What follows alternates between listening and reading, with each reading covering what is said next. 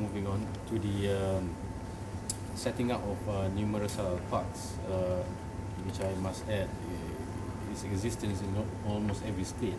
How viable is the general plan, and how do you envision these halal parks to attract investors to set up businesses?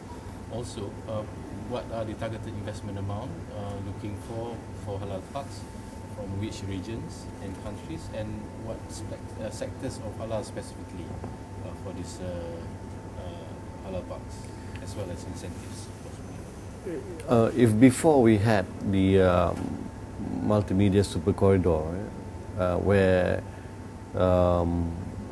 there were acts that were passed in Parliament that provides with certain bills of guarantees, gives incentives for companies involved in ICT, to find a place where they could do business rather cheaply, get all the resource they need to basically succeed in that particular sector.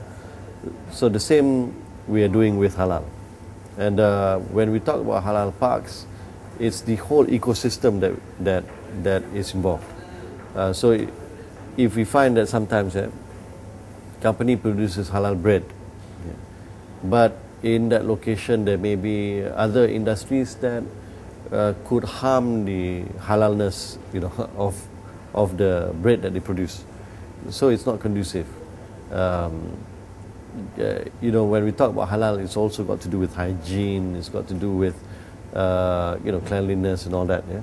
So when we go with a halal park, as I mentioned, the ecosystem is an environment that is conducive towards production of halal products and services, for that matter. So everything from water, from the materials that come in, how they are handled, that sort of thing. Of course, if livestock is involved, we want to make sure that that too is managed in a way that is compliant with Sharia. So from that standpoint, once you have a certain area that has been gazetted as a halal park, we hope to attract more of these companies to come in and make use of that. At this particular moment, I must admit that the various different places that have halal parks sometimes have their own way of approaching this. So there are certain standards, but there are also certain innovations or certain differences between each of them. So from our point of view, as long as they meet certain minimum standards, which are already very high in the first place, then they qualify to be termed as a halal park.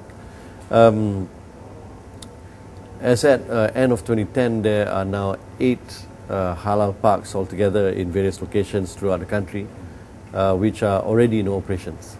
And 80 projects have been approved, investments valued at about 4.696 billion ringgit. And then our target, especially HDC's target, is about 1 billion ringgit worth of new investments into these existing halal parks, from both domestic and also foreign direct investment. Sectors that we are targeting this time to enhance the economic contribution from halal related industries, and then especially with export led growth, increasing national self-sufficiency in premium or specialty halal processed food industry, not just the basic stuff, but these are products that fetch a premium. Halal ingredients. Some of our neighboring countries producing halal foods, but they are in dire need of ingredients.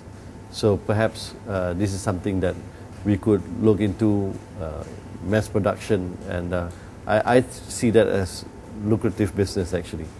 Cosmetics, personal care products, and pharmaceutical.